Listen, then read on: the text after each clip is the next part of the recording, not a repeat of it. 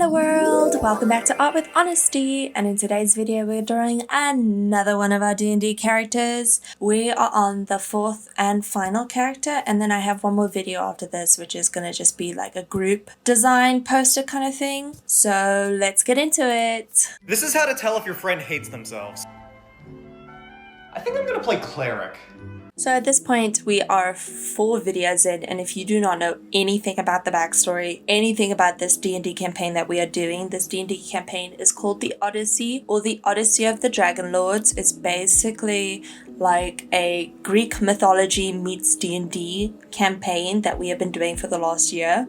And if you really want some more backstory about it, there is a ton of videos I've done before this. Like I said, this is the 4th one, and in each video I try to give a bit of a recap to tell you like what's going on, where we're at, stuff like that. So let's just get into this character. So who am I drawing today? So this character is actually my character. Her name is Callista. She is the grandmother of the group. So she's very old, old is a strong word. She's 65, so she's not like ancient. She's just old, okay? And she owns it. She's like, yeah, I'm 65. And what? Like, I'm better than you. I'm a fine wine. Like, get over yourself just because you're younger than me. Callista is the party's healer, so with her design, I basically kind of fed into the grandma / party healer / kind of tank categories. I don't know. Okay. So with her design, I gave her a rolling pin. So my dad custom designed me a rolling pin, which is basically like Wand of the War Mage, except it's that combined with a mace. So her rolling pin is what she hits people with, but it also like increases her spell's efficiency. She's wearing a breastplate that I got in the campaign. It's called Breastplate of Mitros. It's a very pretty breastplate, and you'll see me later when I start to color it. It'll kind of come to life. I'll include a picture here. She's wearing a big skirt, she's got a robe, she's got a bit of a scarf tied around her waist. She's wearing a bit of armor because, like I said, she is the party tank, and her shield has the symbol of Helm on it. Helm is the god of protection. I believe he's the dwarven god of protection, and it's the god I worship in the campaign. There are, like I said, 5 gods in the campaign, and then the 2 titans, and those basically take up what people worship. So the fact that I worship this outsider god does make it a bit of contention in the actual campaign, because every time I'm like, may Helm heal you, or like in the name of Helm, I get a lot of pushback from people in the campaign because I'm an outsider and I'm worshipping an outsider god. But I'm just saying my god's very effective, okay? Like, I'm not saying your god's doing anything. My god's actually healing you, so shut your mouth or else I'm not gonna heal you. Like, yeah. Anyway, again, my character's very old and she's the least attractive in the party, so I kind of tried to lean into that with how I designed her and how I colored her. With the other 3 characters, I used a symmetry tool on their face because statistically people find symmetrical faces the most pleasing, whereas with her, I made sure not to do that. Her face is very unsymmetrical because people find unsymmetrical faces less pleasing. You see what I'm going with here? She's got a lot more primary colors in her design, whereas the other players I kind of kept to, like Zircon was blue, Thaddeus was green, Asteria was pink. She's got more of the primary colors in her design: red, yellow, blue. She also has a little baggie on her hip. Now my character has this magical bag where you can think of the sweet you want and you can dig it out of her bag, and it'll always come out with some lint or hair on it, but you will get the sweet you were thinking of. So it's a magical item that doesn't really cost very much in the grand scheme of things, but it just adds to the character and the character's my ability to roleplay the character. So it's like a little baggie of creating sweeties, which I kind of feel fits the grandma vibe because grandmas are always got sweets. No matter where you are, they've always got sweets, and it always has a little bit of lint on them. So I'm just kind of feeding into that stereotype with my character. Now, with the other videos and the other characters, I didn't really have a lot to talk about with backstory. I have a broad knowledge of what these characters went through and their backstory in general. But with Callista, she's my character, so I designed her backstory. So I actually have a lot to tell you about her backstory, and there's a lot I can go into about her backstory. So let's start at the beginning. So Thylia is the place it's the island in which we are inhabiting.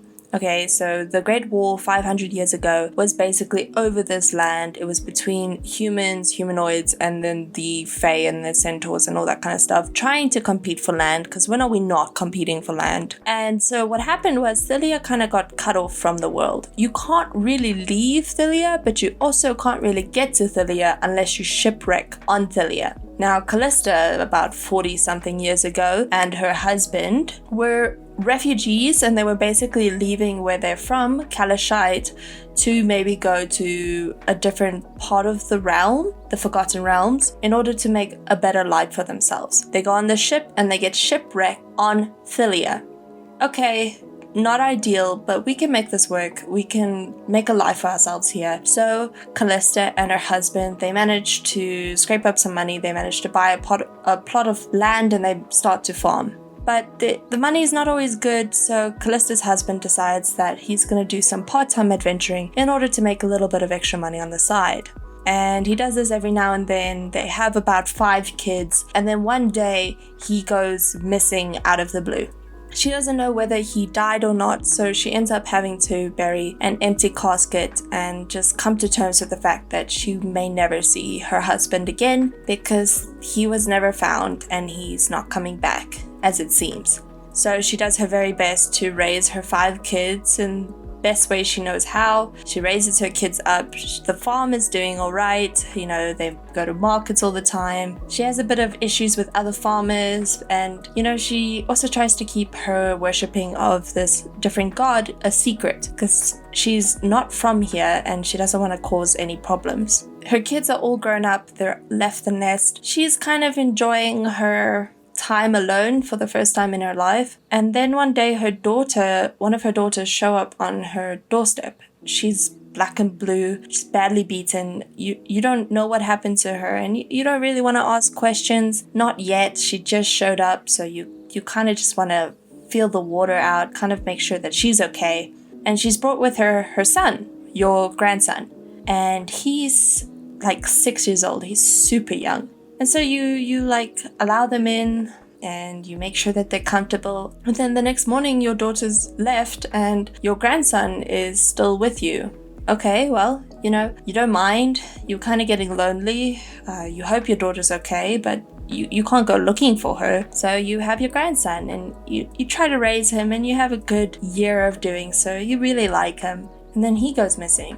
And you say, enough is enough, okay? My husband's gone missing, my daughter has gone missing, my grandson has gone missing, and you're hurtful, you've had enough of it. So what you decide to do is you decide to don some of your husband's own old armor, you pack a bag, and well, you weren't actually really sure about leaving the farm, and then this giant boar just decimates your house and your farm. So then you're like, okay, this is a sign. I have to go looking for my grandson. I need to make sure he's okay. He's only 7, 8 years old.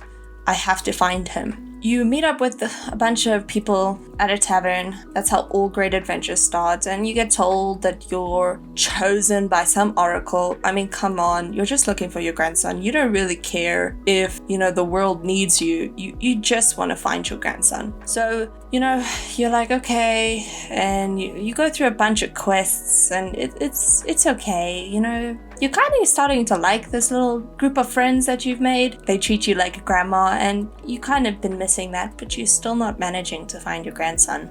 You decide that you're going to stick with them, and maybe through defeating the Titans, someone can actually give you an answer about where your kid is. I mean, you don't really care where your husband's at. You've kind of accepted that he's dead. You don't really care where your daughter is. She left you, but your grandson's just a kid, and you want to find him. Callista is also an outsider. She's a refugee, like I said, so her worshipping is kind of kept secret, but now that she's on this quest to find her grandson, she's also openly religious about who she worships. Then another thing Callista's done is, at one point we met a guy who stole a necklace from a grave, and he got placed with a curse, curse of the grave robber, which means he slowly can't eat or drink anything and he's slowly dying. And the only way you can get rid of this curse is if you break it, or if you give the necklace to someone who willingly takes it. And Callista is so heartbroken by the story because this man was stealing that just to buy food. And you've been there, okay? You've been that person. So she agrees to take the necklace, and I went up to 6 levels of exhaustion. Now we play with like 4th edition exhaustion rules, so it only goes up to level 10, and then at level 10 you die, instead of 2014 5th edition rules. Yeah, I had 6 levels of exhaustion. I was moving 5 feet around. I was an actual grandma at that point because I could not move for the life of me. Again, I'm also the party's healer, so I'm the cleric, and I'm very stressed every time we play. Like, I think I need a whole vacation after each session because it is my job to make sure everyone's alive and well, and that is very stressful in the grand scheme of things. But I've been doing my job very well. No one's really died yet, so, and I'm gonna start charging Zircon some healthcare prices because that man is always dying. Also, like I said in Zircon's video, Callista is also a huge face of the adventuring party. One time I wanted to go see if my grandson was maybe in some slums, so I went into the bad area of the city, like the area where you're definitely gonna get something stolen, and I basically was giving out free food and wine and water and stuff, so I was giving kids some money. I was really just trying to find my grandson. He was not there. Very heartbreaking. I did learn that Lutheria does take children, so maybe she has my grandson, but I don't know that yet. We're still not that far into the campaign. But we did find out that Lutheria had a church where they were like keeping kids in a cellar with no light and no sound, and they were basically having to eat dead people because they just didn't have enough food. So we did rescue those kids, and we did kill all the people at that church, and we did piss off Lutheria because what a horrible person to do that to kids. Like, sometimes D&D does get dark. Callista is also very kind-hearted, I would say. She really cares about a lot of people, and I take the grandma role very seriously. She can play the flute, the pan flute, surprisingly, and she's not great at cooking, but she's really good at bandaging your wounds and putting a little band-aid on your scraped knee and stuff like that. From the cleric side, I am a cleric of life, so really fits into the healer category. I can heal people with my cleric abilities, and then I can also do mass healing word as a bonus action. So I'm quite a powerful healer at this point. Like I said, no one's died on my watch, but it is quite stressful. I've also now been able to kind of bring people back from the dead if they do fully die, so I always try to keep like a 3rd level spell slot open for that. As this campaign progresses, I kind of don't really feel like I have as much roots in Thalia as the other characters. Like, their prophecies are very specific because they're from here, whereas mine is maybe just finding my grandson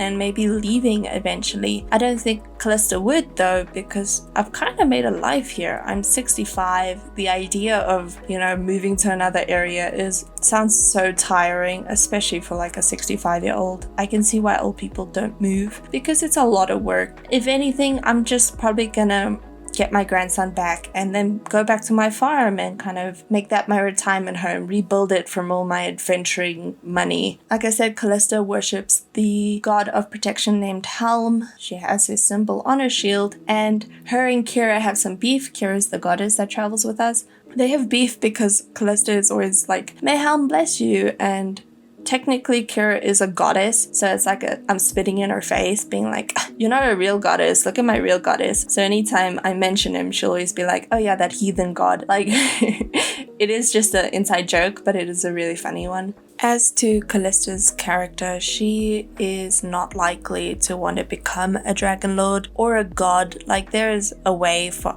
all our characters to eventually become gods in this story, but she doesn't really want to do that. She also doesn't really want to be famous or well known. She just wants to get her family back and get her quiet life back. But the longer this campaign goes on, the more she's thrusted into kind of stardom. So it isn't really aligning with who she is as a person, but she's willing to do anything to make sure that her family's okay.